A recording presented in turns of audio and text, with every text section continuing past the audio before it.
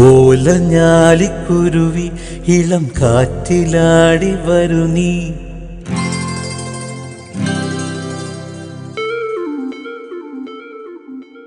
കൂട്ടുകൂടി കിണുങ്ങി മിഴിപ്പീലി മെല്ലെ തഴുകി.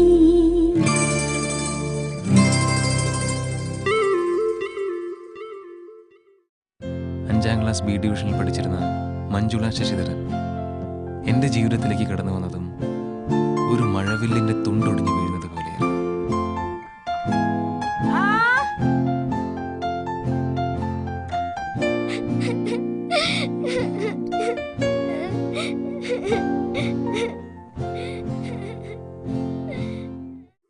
ഓലഞ്ഞാലിക്കുരുവി ഇളം കാറ്റിലാടി വരു നീ.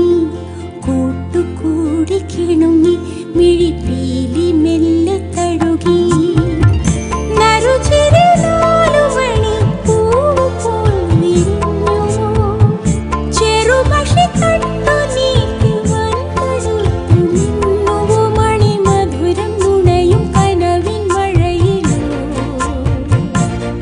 നനയും ഞാനാദ്യമായി.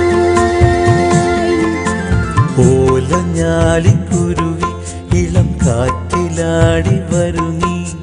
കൂട്ടുകൂടി കിണുങ്ങി മിഴിപ്പീലി മെല്ലെ തഴുകി.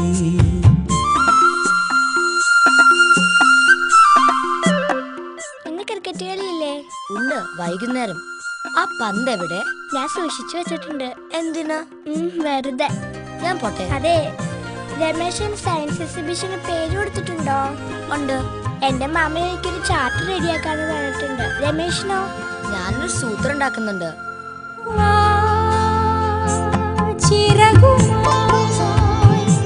ചെറുവയൽ കിളികളായി അലയുവാൻ. പൂന്തേ മൊഴികളാൽ കുറുമണി കുയിലുപോൽ കുറുകുവാൻ. കളിച്ചിരിയുടെ വിരലാൽ തൊടുകുറിയിടുമഴകാൽ ചെറുകൊലുസിന്റെ കിലുകിലുക്കത്തിൻ താളം മനസ്സിൽ നിറയും. ഓലഞ്ഞാലിക്കുരുവി ഇളം കാറ്റിലാടി വരു നീ. കൂട്ടുകൂടി കിണുങ്ങി മിഴിപ്പീലി മെല്ലെ തഴുകി.